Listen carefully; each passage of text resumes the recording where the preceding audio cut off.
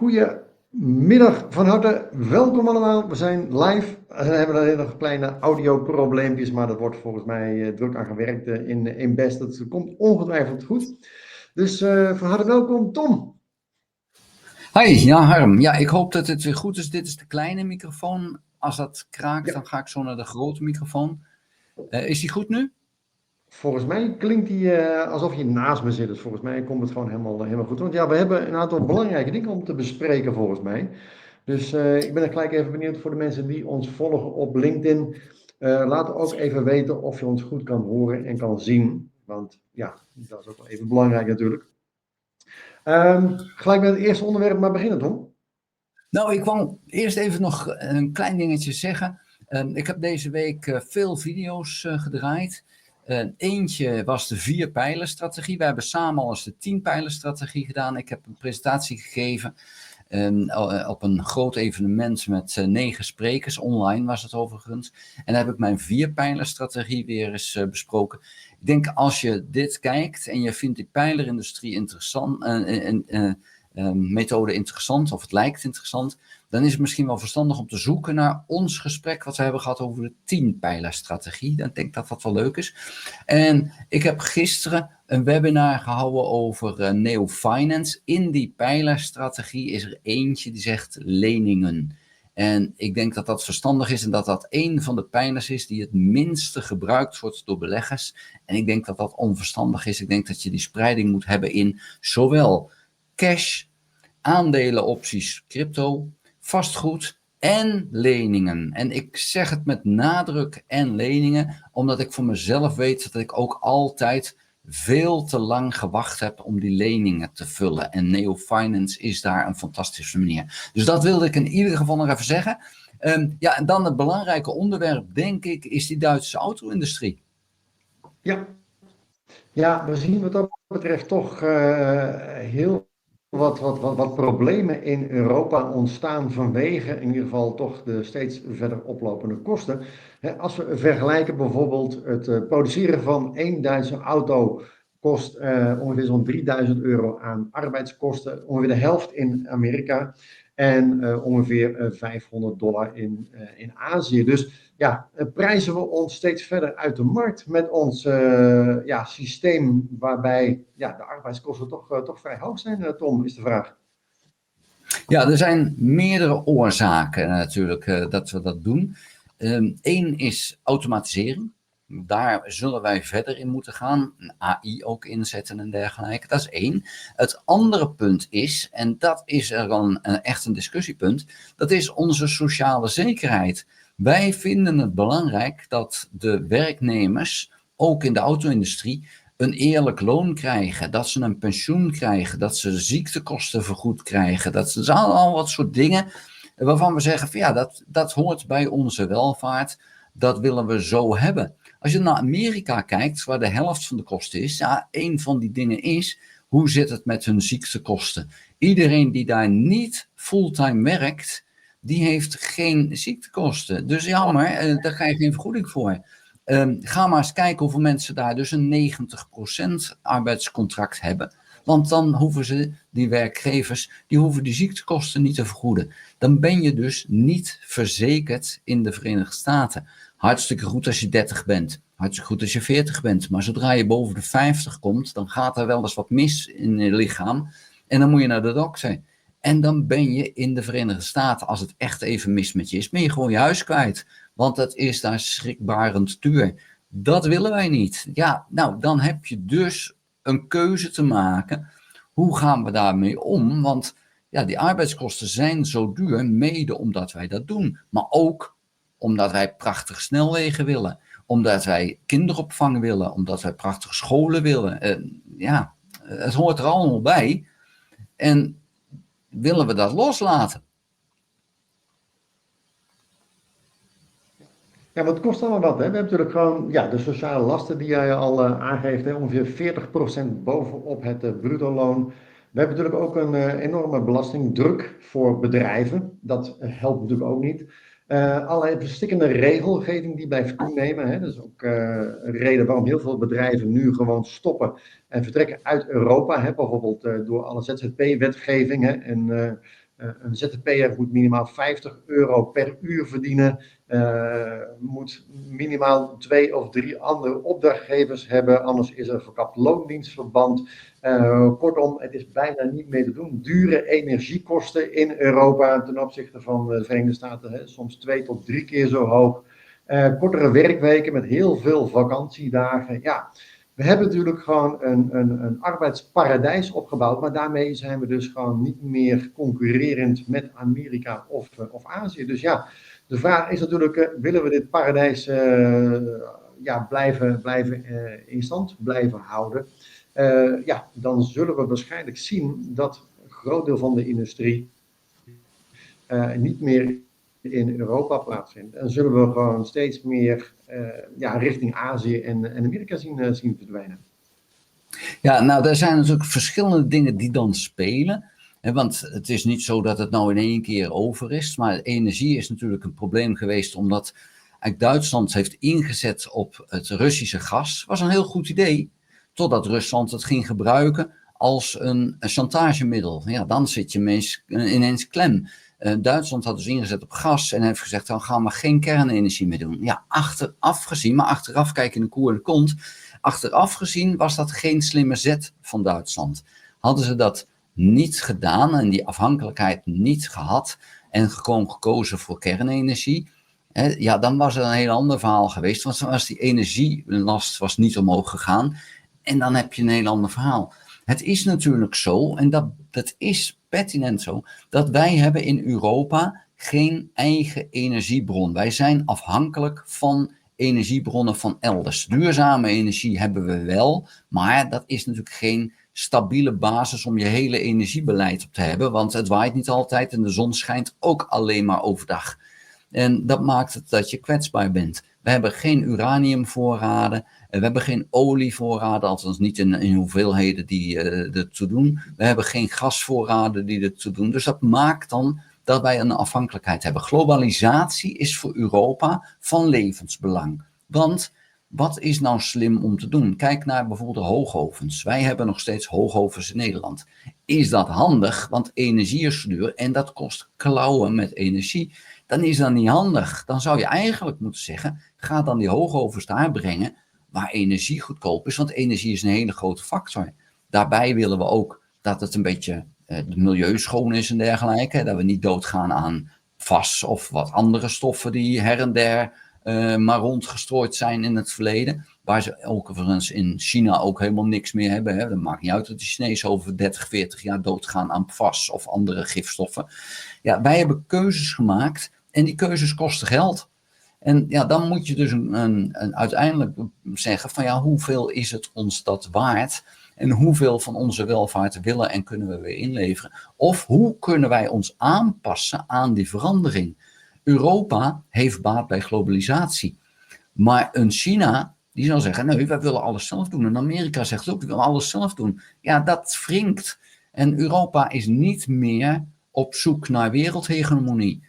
Een Amerika wel, een Rusland ook, een China eigenlijk ook. Ja, dat maakt het ook weer zo heel vervelend. Dus het zijn geen makkelijke opgaven om even te zeggen, oh, maar dan draaien we even van dat knopje, dan is alles weer goed.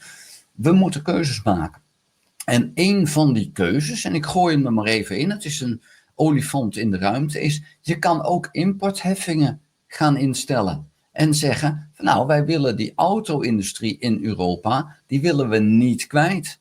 Ik noem hem maar, ja, dan kan je dus zeggen, van, nou, die Chinese auto's die zo goedkoop zijn, die er nu aankomen, want Tesla willen we niet meer, daar gaan we toch een importheffing op leggen, want ja, dan kan je nog kijken, ja, China legt daar overduidelijk ook subsidies op. Dus er is ook een reden om ze op te leggen. Maar misschien is het ook wel een reden. Dat je zegt, ja, maar wij willen niet onze industrie helemaal kwijt. Je kan natuurlijk ook fabrieken verplaatsen. Dat je zegt, nou, dan als Mercedes zo graag Mercedes wil blijven verkopen, maak ze dan ook in China en probeer ze daar dan te maken en te verkopen. Allemaal dingen die mogelijk zijn, maar betekent wel dat er voor Europa dan werkgelegenheid verloren gaat. Want nu maken ze die Mercedes in Duitsland. Die maken ze dan misschien straks in Amerika of in China. Ja, dat betekent dus dat we hier minder werk hebben en misschien wel ander werk moeten gaan doen. Dus het is niet hopeloos, het is wel een enorm probleem. Ja. Ja, ik heb eventjes de koersgrafiek van Volkswagen even opgezet. En je ziet eigenlijk dat sinds 1987, toen wij ongeveer begonnen waren, gelukkig hebben we niet gewoon buy and hold in Volkswagen gedaan, want dan hadden we volgens mij nog niet heel veel verdiend, Tom. Koers zat rond hetzelfde niveau als in 1987. Laten we dan nog niet hebben over de inflatie die in die tijd natuurlijk gewoon een groot deel heeft weggesnoept. Maar zien we eigenlijk gewoon dat een aandeel zoals Volkswagen eigenlijk gewoon niets heeft opgeleverd. En waarschijnlijk hadden we nog meer geld verdiend als we in 1987 een Volkswagen hadden gekocht en die in de garage hadden gezet. Dan hadden we waarschijnlijk nog, als het een mooie klassieker was, hadden we daar nog meer geld mee kunnen verdienen. Dus je ziet eigenlijk gewoon dat die hele automobielindustrie in Europa niks meer eigenlijk is dan een soort van veredeld museum.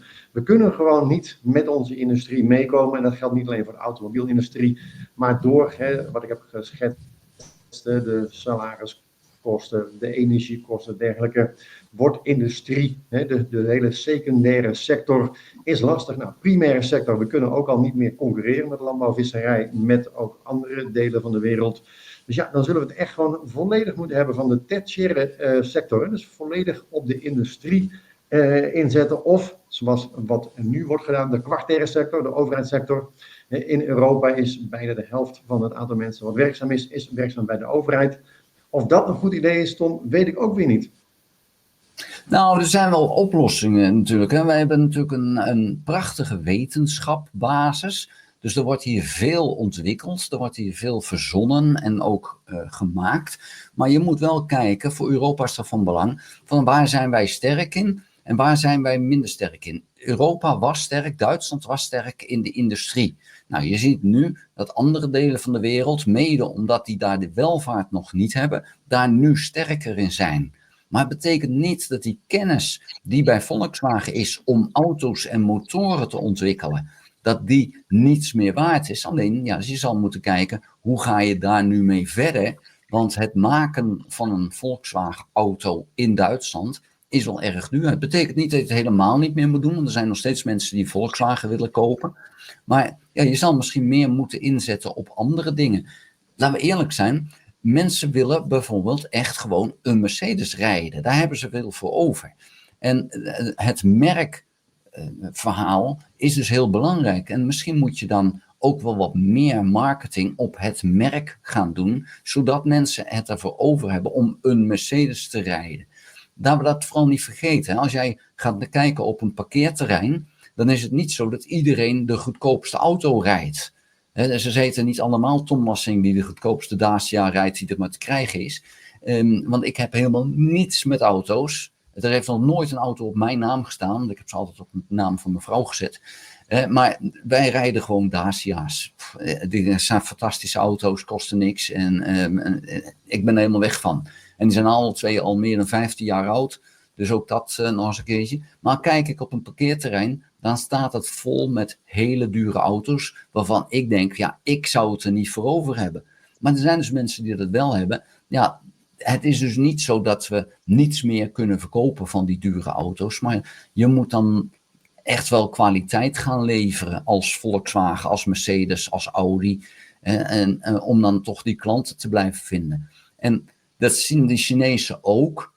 Ja, goed, en dan is er dus een keuze van, ga je op prijs inzetten? Dat doet BYD op dit moment. Die hebben de prijzen flink verlaagd. Die zeggen van, wij willen gewoon op prijs inzetten.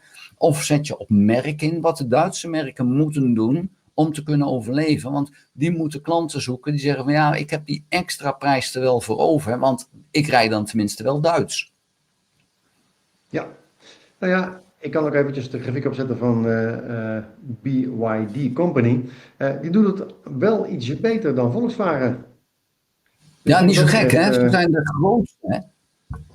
Ze hebben Tesla voorbij gegaan. 10 jaar geleden was Elon Musk, die was zeer laatdunkend over BYD. Dat vond hij maar waardeloze autootjes, dat is helemaal niks. BYD is Tesla voorbij, alle fronten. Dus ja, dat lacherige wat Elon Musk had, dat is hem wel vergaan.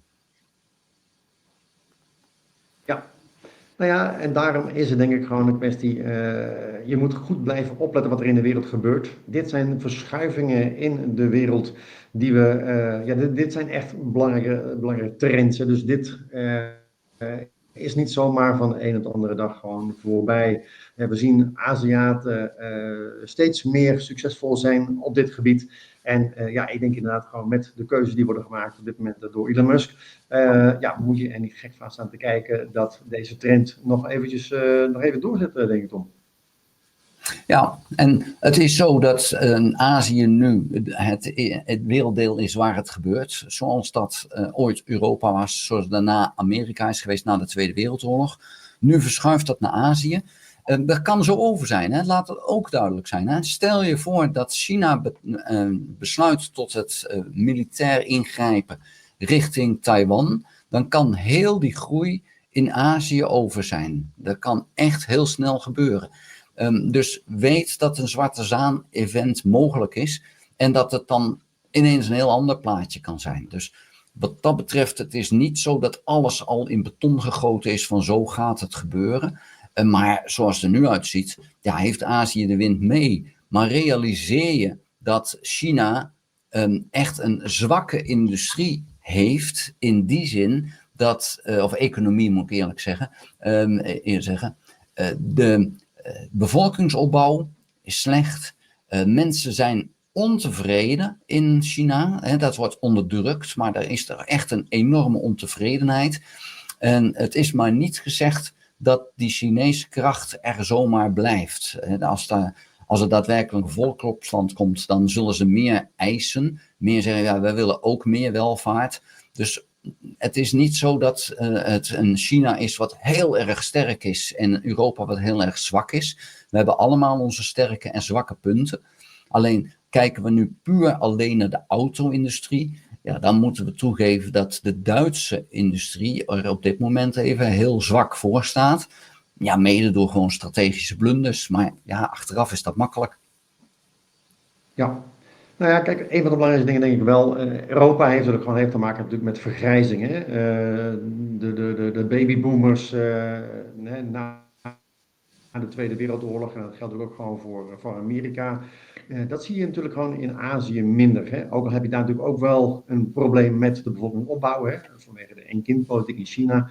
Maar je ziet over het algemeen in Azië dat de gemiddelde bevolking daar jonger is dan in Europa en in Amerika. En daar zie je natuurlijk toch wel dat de economische groei voor een belangrijk deel ook ontstaat vanwege de jongeren.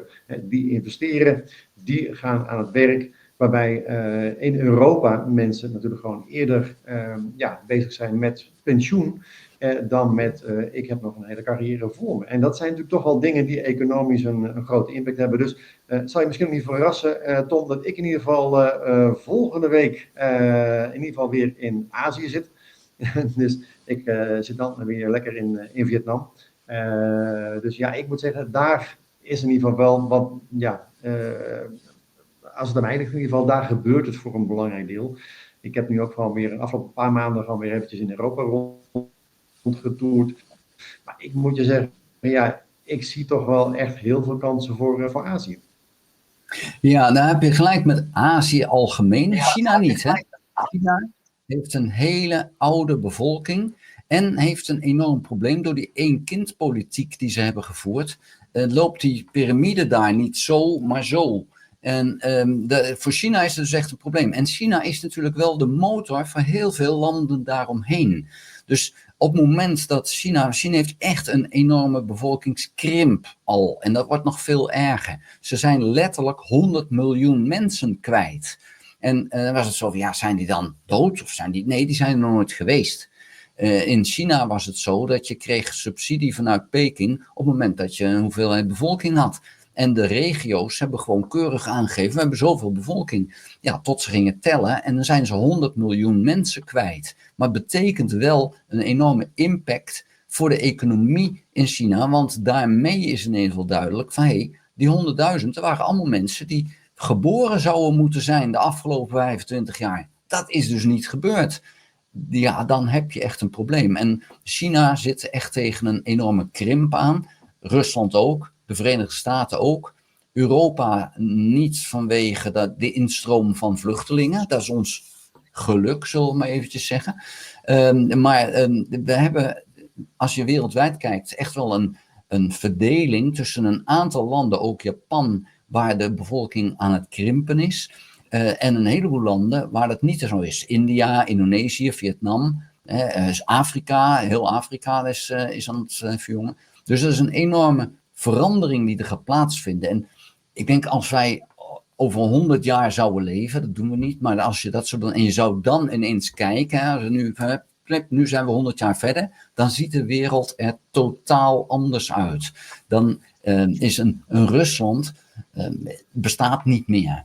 En de reden daarvoor is dat die hele massa aan grond daar, die gaat niet door die paar Russen bezet gehouden blijven worden. Maar er zijn dan enorm veel, met name Indië, maar ook Vietnam, Indonesië, Nigeria. Die hoeveelheid mensen daar, die zal gigantisch toenemen.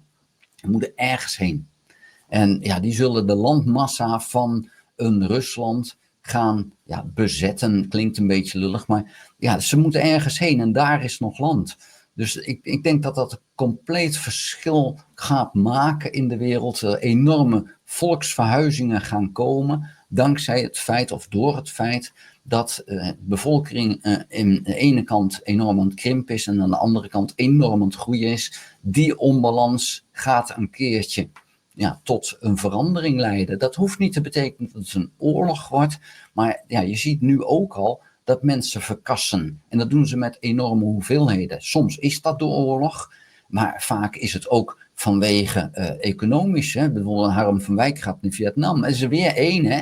Dus zo zijn er steeds meer mensen die verkassen. Dat betekent niet voor Vietnam dat ze direct een probleem hebben. Dan wordt wel een stuk ouder als Harm komt. Maar er is een enorme verandering gaande. En het is niet meer zo dat de ene groep daar woont en de andere groep daar en er geen wisselwerking is. Het is beangstigend soms. Vraag maar aan de PVV hoe bang die ervoor zijn. Maar aan de andere kant is het een ontwikkeling die gewoon blijft bestaan en een realiteit wordt. Ja, ja. Nou ja, overigens ook, er zijn ook bedrijven die dus verhuizen. Ik heb recent ook weer een rapport geschreven over een REIT die vooral grond heeft in de Sunbelt State. Hè, dus gewoon waar over het algemeen de belastingen ook lager zijn. En ziet heel veel grote bedrijven nu verhuizen naar staten waar dus van een lagere belasting wordt geheven. Overigens is dat een hele interessante REIT wat mij betreft. Het dividendrendement is niet super hoog, maar ze hebben ook de middel van triple net lease. Ze lopen eigenlijk gewoon 0 risico's en investeren gewoon in grond. En de huurders mogen op dat moment verder gewoon alle lasten betalen, zoals belastingen en et cetera, et cetera. Wel in ieder geval een heel stabiel, want ja, grond, daar kan verder op zich niet heel veel. Hè. Er wordt ook niet meer grond bijgemaakt. Hè. Even uitzondering daar gelaten in Dubai natuurlijk gewoon, waar ze even wat eilanden hebben opgespoten. Maar over het algemeen wordt er niet heel veel grond, komt er niet heel veel land bij. En blijft dat een schaars goed. En dat is in ieder geval een interessante rij. Dus als je dat rapport zou willen hebben, met in ieder geval een heel stabiel dividendrendement, met weinig risico, want ja, grond, het kan niet eens afbranden. Het blijft gewoon op dat moment gewoon altijd op deze aardbol voor zijn werk in ieder geval hebben kunnen nagaan. Dus ja, als je dat zou willen hebben, laat eventjes het woordje REIT achter in de commentaren en dan stuur ik je die in ieder geval eventjes toe. Want ja, ik denk dat in ieder geval toch wel voor de mensen die veilig willen beleggen, Tom, is grond natuurlijk toch wel gewoon, denk ik, gewoon een heel belangrijk productiemiddel. Ja, voor de mensen die dit op YouTube zien, dan moet je even in de beschrijving van de video kijken hoe je dat kan aanvragen, want het zal dan niet meer zijn dat het zoals Harm dat net zei, want dit is voor de live versie is dat wel het geval.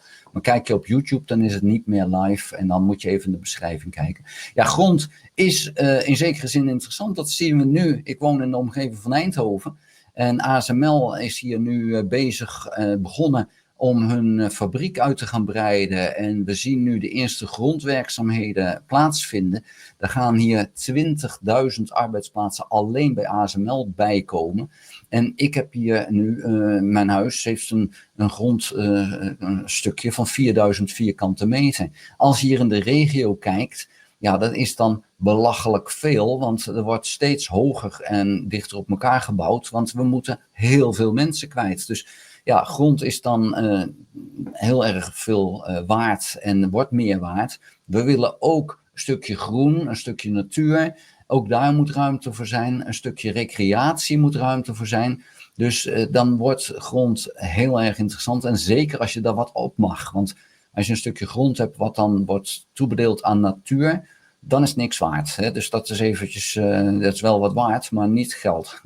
En dat is even wel iets om rekening mee te houden. Zo'n rijd kan dan heel interessant zijn om gewoon wel te kunnen beleggen. En dan moet je gewoon goed kijken, waar doen ze, waar zetten ze in? Is dat iets waar jij in wil beleggen? En ja, dan kan dat zeker interessant zijn. Maar vooral als je op grond gaat investeren, dan moet je wel een lange termijn visie hebben, vind ik. Want dat is niet zo van, nu kopen en over een paar weken met een enorme winst eruit. Zo zit dat gewoon pertinent niet als je in dat soort dingen gaat beleggen. Nee, maar daarom denk ik dat het leuk is om in ieder geval goed te spreiden. Ik heb ook een rijd geschreven die ongeveer 7% dividendrendement oplevert. En nog 65% koersstijging potentie heeft. Als je gaat kijken naar de discounted cashflow methode. Dus er zijn zeker rijds die hebben dan een iets hoger risicoprofiel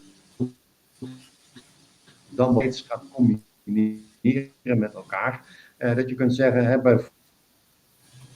bijvoorbeeld, ik focus omdat daar misschien even het wat lastig. Je verbinding wordt slecht. Maar bijvoorbeeld wel. Harm, je verbinding is heel slecht geworden. We kunnen het eigenlijk niet meer verstaan. Je verbinding is slecht.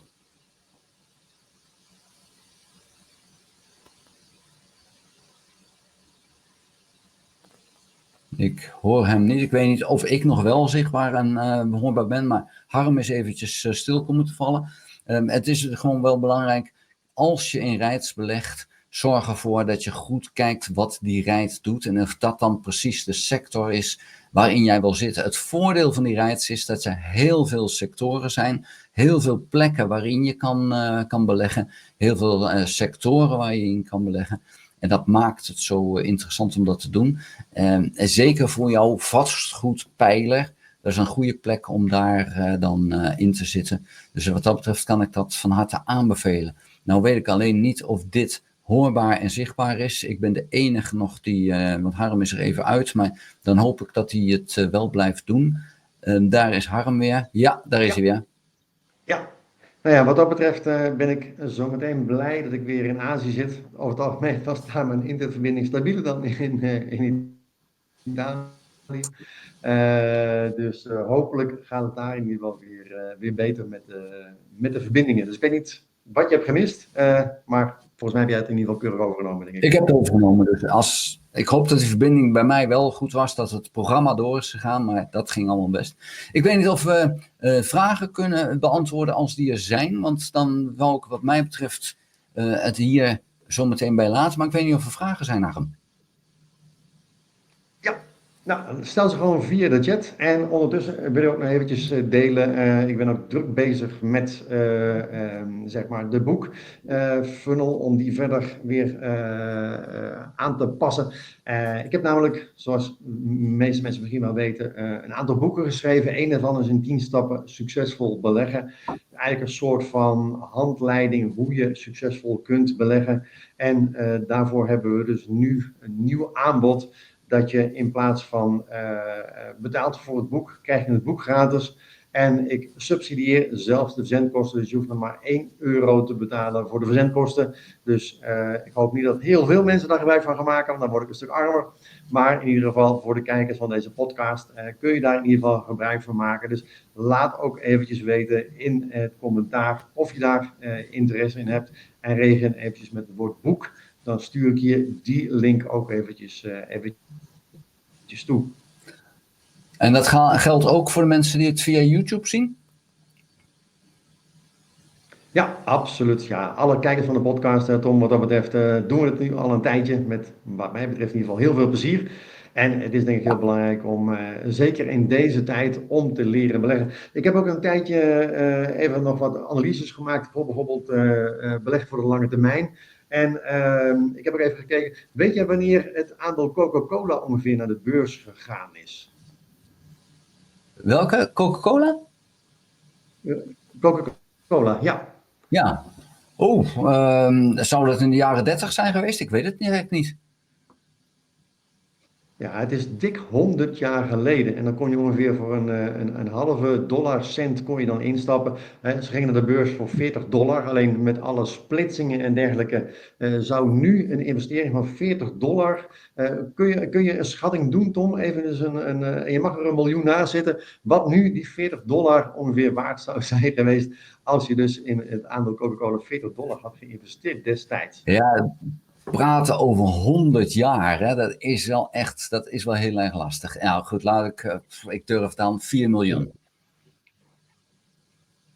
Ja, 10 miljoen. En als je dan gaat kijken van ja, dat moet dan wel echt gigantische rendementen zijn geweest. Als je dat gaat terugrekenen op jaarbasis, kom je nog steeds zo rond de 9,5 à 10% stijging uit. Maar juist dat compounding effect, en dat wordt ook uitgebreid beschreven in het boek, die 10% over 10% over 10%.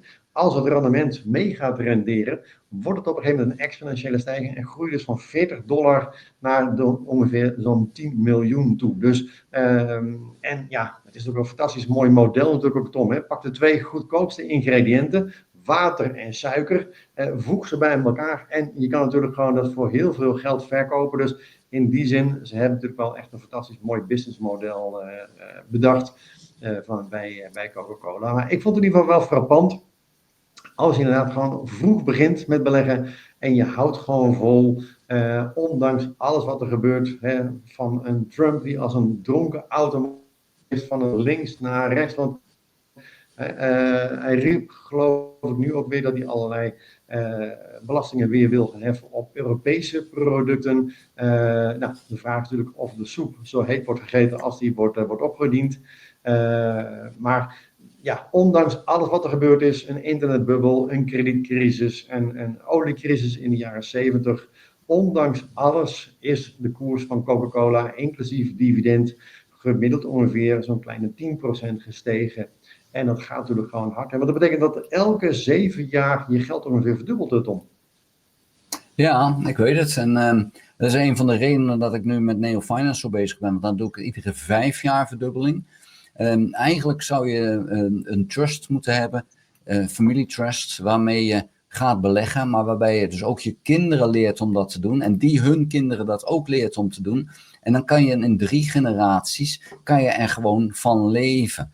En ja, dat is dus wat koninklijke familie heeft gedaan. Hè. Die hebben dat, en ook de adel heeft dat gedaan, de edelen. En dus die hele sector, de rijke koopmannen uit Amsterdam, 1700 zoveel. Ook die families zijn nog steeds rijk.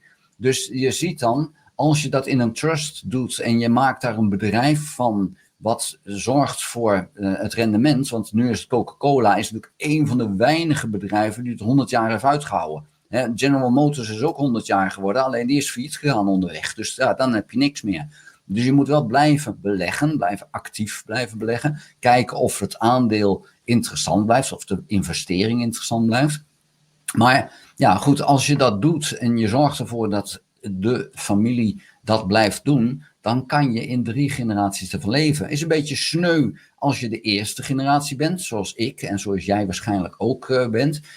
Maar het is al leuker voor een kleindochter die ik nu sinds kort heb. En als die ouder wordt, ja, die zal daar misschien al de eerste profijt van gaan hebben.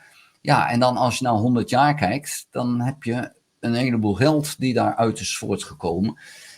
Ja, voor die sector, of voor die generatie is het dan mooi. En dan maakt het niet zo heel veel uit dat Europa veel slechter doet. Als je je eigen vermogen hebt, dan is het juist nog sterker ook.